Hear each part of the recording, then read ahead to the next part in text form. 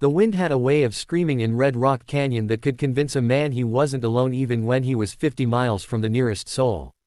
Cole Maddox had grown up under the kind of sky that swallowed sound, but nothing compared to the winter winds that now whipped across the cliffs like invisible whips. They rattled against the rock faces and whistled through crevices, sending dust spiraling in tight, ghost-like spirals.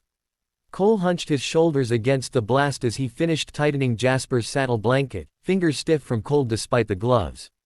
"Easy boy," he murmured to the roan, whose ears twitched back in annoyance. "Ain't none of us thrilled about bein' out here." Jasper snorted, hot vapor rising like tiny clouds.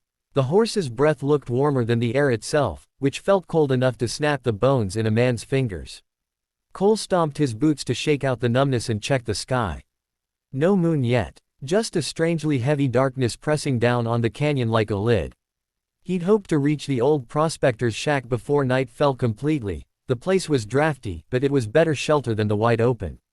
Trouble was, he'd gotten delayed when the pack mule he'd been trailing spooked at some unseen animal tracks and bolted down a ravine. He'd had to backtrack, curse in 6 languages, and spend an hour recovering supplies that weren't worth half the effort he'd put into saving them. By the time he regrouped, night had already pulled its curtain across the canyon. Cole figured he'd make a small fire, warm his hands, and push on. Winter didn't give a man second chances, not in these parts. He'd seen good men freeze out here, some upright, some curled like children, because one night they'd decided to risk sleep instead of pressing forward. Cole didn't intend to join them. He gathered a handful of dry juniper twigs, crouching behind a rock outcropping to shield himself from the worst of the wind. The smell of juniper, sharp, clean, almost medicinal, was one of the few scents strong enough to hold in winter. He struck his flint and coaxed a tiny flame onto the smallest pieces, feeding it slowly until it licked up bright enough to cling to the thicker branches. He was just leaning back, satisfied he wouldn't freeze his fingers off tonight, when movement flickered at the far edge of the darkness. Cole's body froze before his thoughts did. Something, someone, was out there. The shape lurked on the periphery, swallowed by the night but undeniably human in outline. It stumbled, paused, then took 2 halting steps toward him, as though unsure whether he was real. Cole eased a hand toward his revolver's handle but didn't draw. "Who's there?" he called, raising his voice just enough to carry above the wind. The figure didn't answer. It approached slowly, weaving slightly, like someone exhausted or hurt. Cole edged sideways, angling his stance so he could draw if he had to. He didn't believe in shooting shadows, but he wasn't about to let a stranger walk up on him in the middle of nowhere without caution. The figure entered the faint glow of the fire. A woman. She staggered into the orange light like she was stepping out of a dream. Snow dusted her hair and shoulders, the flakes clinging to her like frost on a windowpane. Her coat was thin, laughably so for this weather, and wrapped tightly around her torso as if she feared her own warmth might leak out into the night. "Ma'am," Cole asked, voice gentler now. "You hurt?" She looked at him then, really looked, and he was struck not by her face, which was pale and pinched with cold, but by her eyes.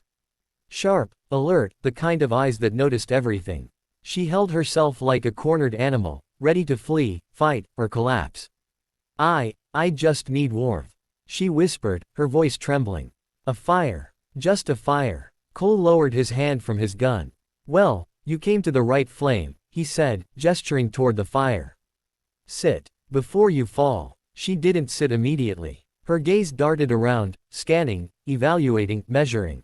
Only after she seemed to convince herself that he wasn't about to slit her throat did she sink down by the fire, stretching her hands toward the heat. They were red from cold, possibly frostbitten. Cole winced just looking at them. "Thank you," she said, barely audible. Cole pulled the dented tin pot from his pack, poured the last of his water into it, and dumped in a scoop of coffee grounds. "This'll warm you up quicker." She didn't protest, though her expression tightened slightly, as if she were bracing herself for poison, not coffee. That wariness again. It clung to her like a scent. "What's your name?" Cole asked. "Alara." "Last name?" She hesitated. "Too long. Just Alara." People who answered like that either had something to hide or something chasing them. Often both. Cole nodded as though he accepted it, even though his instincts rose like hackles along his spine. "All right then. Warms up fast. Drink slow unless you wanna scald your tongue." She took the cup with shaking hands, the steam rising between them. When she sipped it, her shoulders finally dropped half an inch, the first sign she'd let her guard down even a fraction. "How long you been walkin'?" Cole asked. "Too long." A truthful answer, he thought. Her voice carried the exhaustion of someone who'd burned through every last reserve of strength. I thought I could reach a town before dark." Cole snorted softly. "Town ain't close. You got lucky findin' me." Her eyes lifted at that, studying him through the flicker of the flames. There was something in her stare, thoughtful, calculating. Not malice. Something far more desperate. "You travel alone?" she asked suddenly. Cole raised an eyebrow. "Most days." She nodded, as if this confirmed something she needed to know. Her gaze slid briefly to Jasper, who stood a short distance away tied to a rock, pawing the ground impatiently. Then her eyes flicked to Cole's saddlebags. Just a flicker. But he saw it. "Where you headed?" Cole asked, shifting slightly so his body blocked the view of the bags. "North," she said. "What's north?" "Deadwood. A rough place," he thought. "Lots of trouble. Lots of ways to disappear. Or be disappeared. You meetin' someone there?" "No." The answer was too fast, too sharp.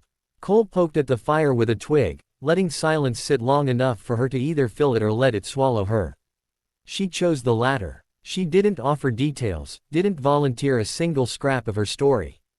People who were running rarely did. The wind slapped against the canyon again, spraying dust across the fire. Alara flinched, curling tighter around herself. Cole studied her, clothes half frozen, boots worn to threads, face gaunt, cheekbones sharp enough to cut through grief. Whoever she was, she'd been through hell.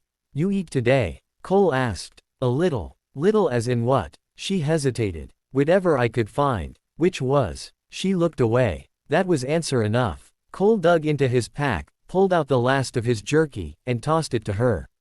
She caught it awkwardly, as though expecting him to snatch it away. "You serious?" she asked. "Wouldn't have thrown it if I wasn't." She stared at the jerky, then at him. Slowly, she ate. Not greedily. Not ravenous. Carefully. Like someone used to rationing every bite.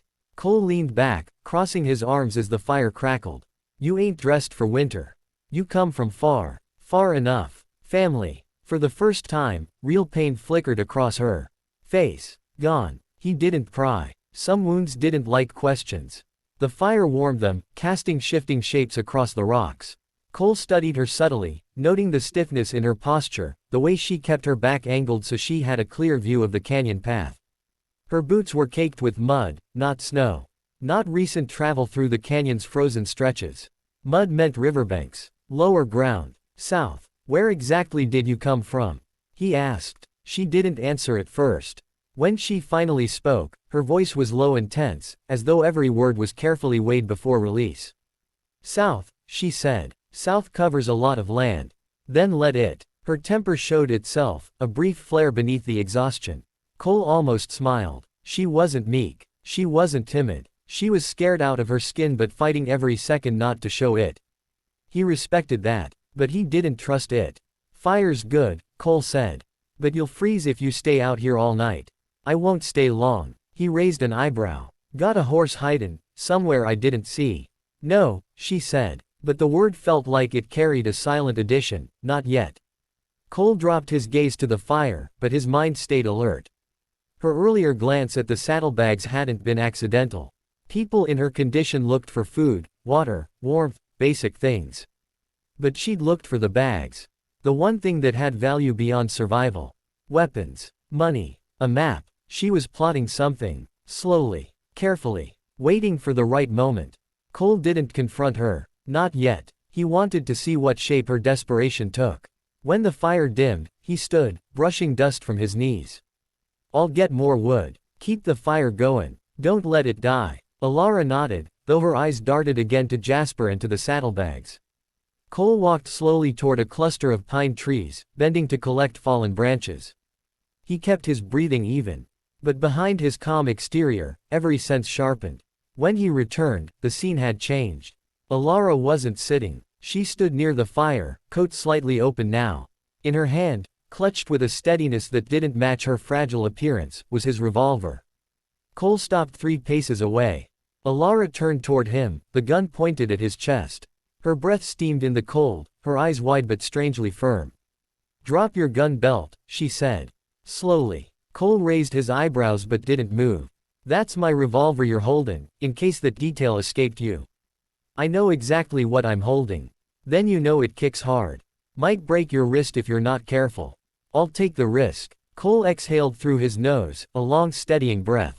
He didn't see malice in her eyes, just desperation. Terrible, trembling desperation. "Don't do something stupid," he warned quietly. "I'm not," she said. "I'm doing something necessary." "For what?" She swallowed. "Your horse." "My horse?" Cole asked, half laughing.